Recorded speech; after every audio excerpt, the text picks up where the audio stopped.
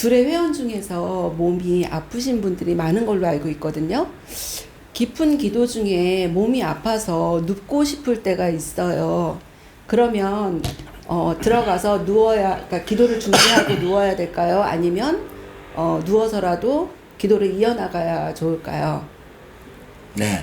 근데 이제 그 말이 조금 내가 뉘앙스가 깊은 기도 중에 아플 때가 있다. 그러니까 깊은 기도 때문에 아픈 건 아니죠. 그죠? 그건 확실해야 돼. 기도하다가 아픈 것은 있을 수 없어요. 그건 내가 평소에 몸이 안 좋은 상태에 있는데 기도를 하는데 또 힘든 거야. 이제 그런 얘기예요. 그럴 때는 그럼 어떻게 해야 되느냐? 누워야지. 아니, 내가 지금 몸을 가눌 수 없을 정도로 힘든데 그걸 버티고 앉아서 그럼 기도 안 돼요. 집중이 안 되는데? 그렇잖아요? 그럴 때는 그냥 누우면 돼. 아니, 하느님이 그 정도 아량도 없으신 분이라고 생각하면 안 돼요. 여러분. 그 정도 다 이해하십니다. 내가 몸을 가눌 수 없을 정도로 힘든 상태에 놓여 있다면 누우면 돼. 그런데 정신은 말짱하잖아. 그러니까 누워서 기도하면 되죠. 하면 돼요. 그 뭐 어렵게 생각할 필요 없어. 예? 예를 들어서요. 우리가 미사 드릴 때도 우리 미사 전례에 여러 가지 그 격식이 있잖아. 일어났다 앉았다 때로는 경우에 따라서는 장계도 했다. 그런데 장소가 아주 협소하고 우리 한국같이 다 바닥에 앉아야 돼. 그런 옛날 공소 같은데 거기에 오밀조밀 모여서 공소 같은 데서 꽉 차 있는 데서 미사를 해. 그러면 신부님이 뭐라 그래요? 오늘은 그냥 다 앉아서 그냥 합시다 그러잖아요. 일어났다 앉았다 안 해도 된다고. 그런 거 다 양해가 되는 거예요. 그렇잖아요? 그러니까 그런 것에 너무 구애받지 말고 몸이 아플 때는 그냥 누워. 괜찮아요. 부담 가질 일을 내 죄스럽게 생각할 필요가 없어요. 응? 제가 예전에 그런 일이 있어요. 저기 청주인가 어디 가서 강의를 하는데 기도에 가서 강의를 하는데 누워서 기도하지 마라 제가 이제 그랬어요. 누워서 기도하지 마라. 근데 그 중에 어느 자매님이 그게 탁 와서 마음에 찔린 거예요. 자기가 평소에 힘들고 어렵고 그냥 귀찮고 그러면 누워서 기도했대요. 근데 선생님이 누워서 기도하면 안 된다 그러니까 그렇게 생각을 하고 나니까 그 다음에 눕지를 못하겠더래. 그래서 앉아서 기도를 했대요. 기도할 때는 반드시 앉아서 기도했는데 그 기도하는 시간에는 절대로 그렇게 힘들고 어렵고 눕고 싶다는 생각이 안 들더래요. 그렇게 기도를 하고 나서 그분이요 무지무지 은혜를 받기 시작했어요. 그분 농사를 짓는데 농사가 그해 그렇게 잘 되더래요. 예. 그걸 나중에 와서 이야기를 하시더라고요. 한 1년쯤 뒤에 발표하는 데 나와서 그 얘기를 하더라고요.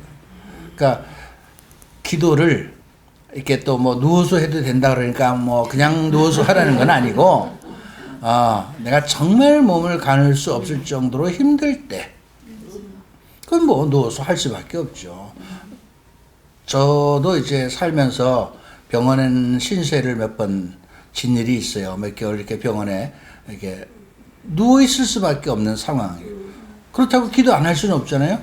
누워서 하는 거지 어떻게? 예? 할 수 없는 거 아니겠어요? 중요한 건 기도를 끊임없이 계속 하는 것이 중요한 것이에요. 아시겠습니까? 네. 네, 또 다음. 네, 저는 그 마테오복음 7장 7절에 보면 구하면 얻고 두드리면 열린다는 그 말씀이 있습니다. 근데 하늘나라의 구함은 많을수록 좋지만 이 세상 것은 욕심이 될 수 있다고 생각합니다. 이 세상 것을 구할 때 욕심과 욕심이 아님의 경계선이 어느 정도인지를 알고 싶습니다. 우선 구한다는 그 기준을 하나님 나라의 의를 구하는 것은 무한정해도 돼요. 그죠? 그거는 괜찮은데 이제 세상 안에서의 욕심, 우리 인간의 삶을 굉장히 좌지우지합니다. 욕심이 많은 사람과 욕심이 아주 없는 사람과 욕심이 많다는 것이 뭘까요? 뭘 자꾸 갖고 싶다는 거 아니에요. 뭘 갖고 싶고 뭐 차지하고 싶고 뭐. 그런데 인간의 욕심은요 끝이 없어요. 한이 없어요. 사람들이 돈이 많으면 행복할 것 같다고 얘기를 하잖아요. 제가 실제로 어떤 재벌에게 물어봤어요. 그분은 제가 알기로 수천억 원의 돈을 가지고 있는 재벌이에요. 그래서 제가 물어봤어요. 이 정도의 재산을 가지고 있으면 이제는 만족하시겠죠? 정색을 하면서 아니요. 그래서 제가 깜짝 놀랐어요. 그 정도의 돈이면 평생 혼자 다 쓰지도 못하고 죽을 텐데 뭘 아니라고 그러냐.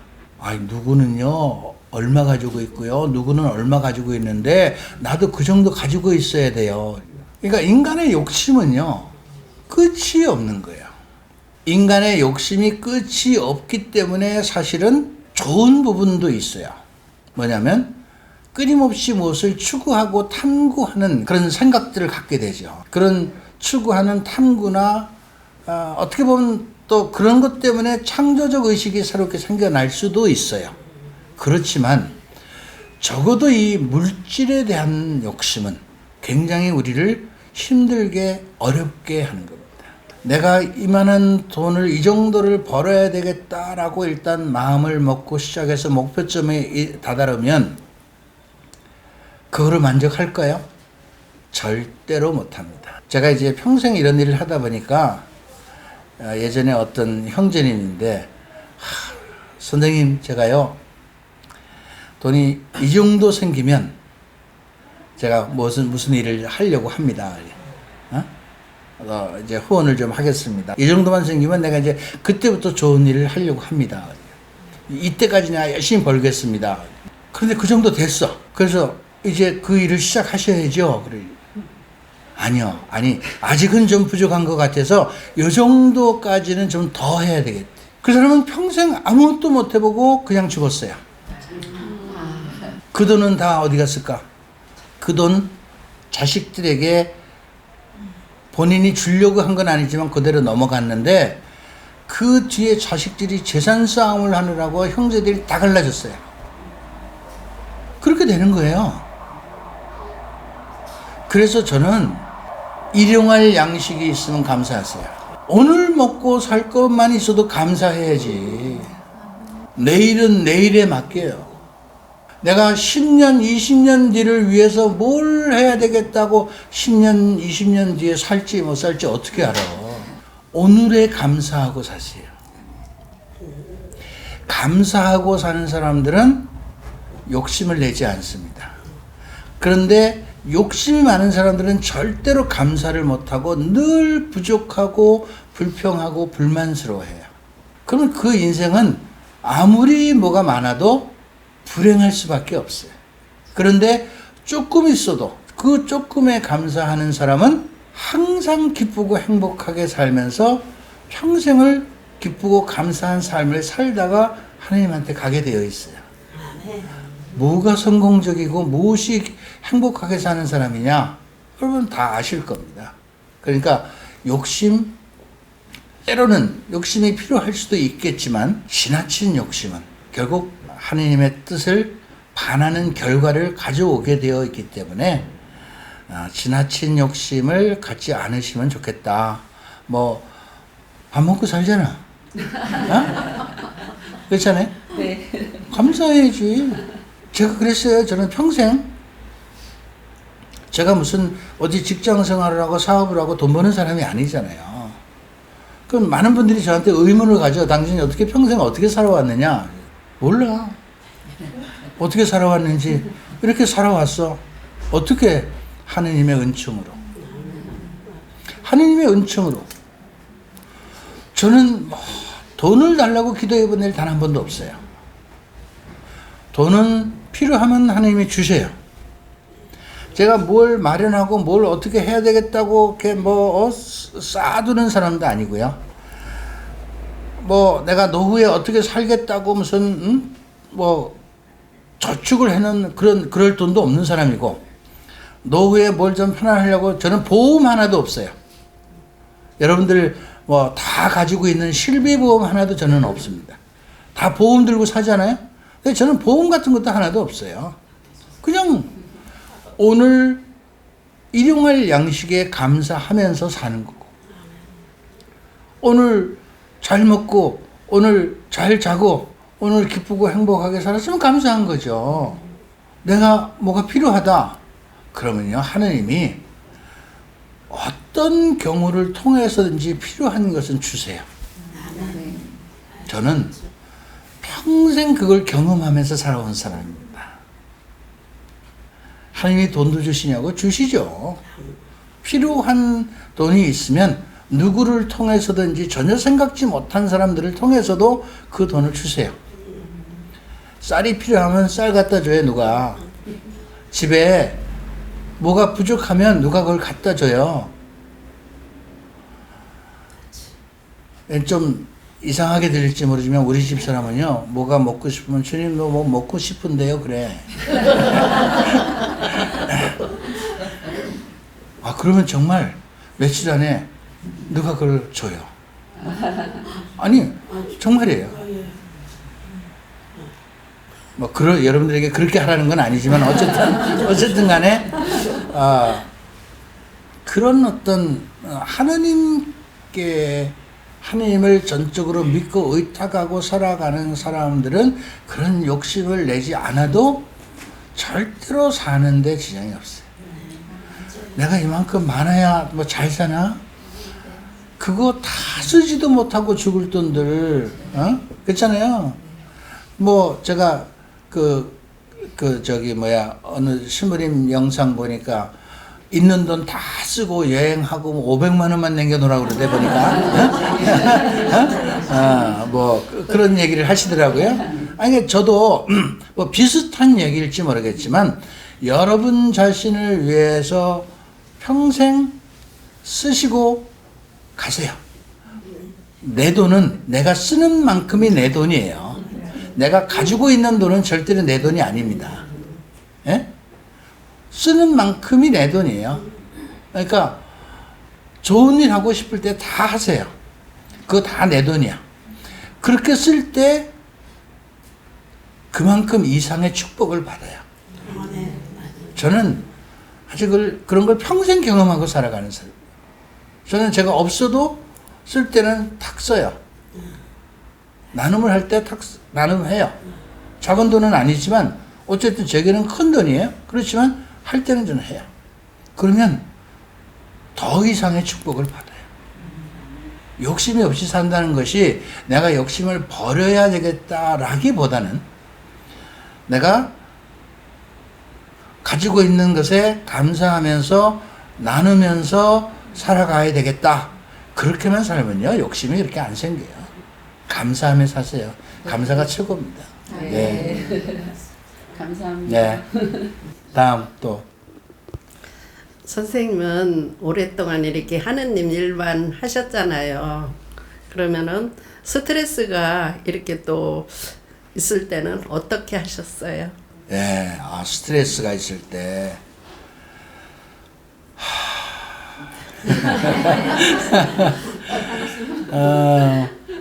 그렇죠. 저도 스트레스를 많이 받죠.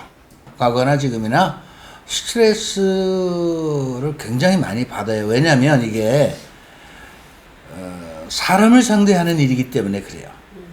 그냥 제가 단순히 말씀을 전하는 것으로만 끝난다면, 그냥 잘 준비해서 기도하고 묵상하고 잘 준비해서 전하면 끝이에요. 그건 스트레스 받을 일이 없어요. 물론 뭐 준비하는 과정 안에 좀 신경도 많이 쓰여지겠지만, 그러나 이제 제가 하는 일은 이 복음화라는 것이 사람들과의 관계 안에서 이루어지는 일이란 말이에요. 그런데 그 사람들이란 여기서도 이렇게 보시면 아시겠지만 다 다르잖아. 다 다른 옷을 입고 있고 얼굴도 다르고 성격도 다르고 다. 그런데 그 안에는 아주 존엄한 개인적인 인격이 다 있죠. 그 존엄한 인격이 있지만 또 성질이 또 하나씩 다 성격들이 있어. 어? 좋은 말로 해서 개성들이 다 있어. 자, 이런 것들을 다 받아서 함께 가야 되거든요. 사실 인간은 백이면 백색입니다, 여러분. 근데 그 백이면 백색인 사람들과 함께 가면서 옛날 왜 어릴 때 프리즘이라는 거 있죠. 많은 빛이 들어가서 하나의 빛으로 나와요. 그 프리즘이라는 게 있어요. 그죠? 그렇듯이 많은 다양한 사람들과 다양한 성격을 가진 사람들과 함께 가지만 이것을 한 가지의 목적을 가지고 목표를 가지고 지향점을 가지고 같이 가려고 하는 거예요. 그 안에서 이렇게 중화시키고 화해시키고 또 용서해야 되고 받아들여야 되고 속이 터져도 그냥 가야 되고 그냥 썩어도 그냥 가야 되고 막 속이 상해도 그냥 가야 되고 그래서 제가 저는 속이 없는 사람이라고 제가 얘기합니다. 왜 속이 없느냐? 속 없이 태어난 게 아니라 다 타서 다 타버려서 저는 속이 없다. 그러니까 그만큼 사실은 힘든 일이에요. 마음에 드는 사람만큼만 일할 수 없거든요. 또 제가 좋아하는 일만 할 수는 없어요. 힘들고 어려워도 가야 되는 거예요. 그럴 때 제가 스트레스 많이 받죠? 그것을 누구한테 해결하겠어요? 여러분들은 스트레스 받고 힘들고 어려우면 저한테 쫓아와서 얘기하지만 저는 누구한테 쫓아갈 분이 마땅치가 않아요. 왜냐하면 잘못 얘기하면 또 그 말이 씨가 되어서 여러분들이 저한테 하는 이야기는 들어오면 그냥 딱 자꾸가 잠겨져서 철통 보완이 되는데 제가 한마디 뭐 하면요 누구한테 얘기하면요 그게 또 이렇게 굉장히 어려워요. 제가 예전에는 저의 그런 어떤 영적 신분 지도시부님이 계셨어요. 근데 돌아가셨습니다. 그래서 그 이후부터는 제가 주님하고 다이렉트로 힘들고 어려우면 가서 그분한테 하소연하고 힘들면 그분한테 치유받고 그분밖에 없더라고요. 솔직히 말하면 사람은 참 믿을 수가 없어요. 제가 인간을 믿었다가 상처받은 일이 참 많아요. 너무나 큰 상처들을 저는 많이 받았어요. 그래서 믿을 건 하나님밖에 없다. 그러니까 저는 제가 힘들고 어렵고 스트레스를 받으면 그걸 울어 또 그냥 하느님한테 가서 직접 하소연하고 위로받고 치유받고 그게 저의 해결법입니다. 근데 그건 뭐 여전히 계속해서 생기는 문제예요. 그러니까 제가 이제 더 열심히 기도하고 더 열심히 하느님 앞에 가는 거예요. 더 옆에 가서 엎드릴 수밖에 없는 거예요. 예. 그게 우리 세상 살아가면서 생기는 것이 다 그런 거기 때문에 할 수 없어요. 스트레스 안 받고 어떻게 살겠어요. 지금도 보면요, 우리 스타일리스트 누구야, 미카엘라가 알겠지만요, 제 머리를 자주 이제 손을 봐주고 보는데,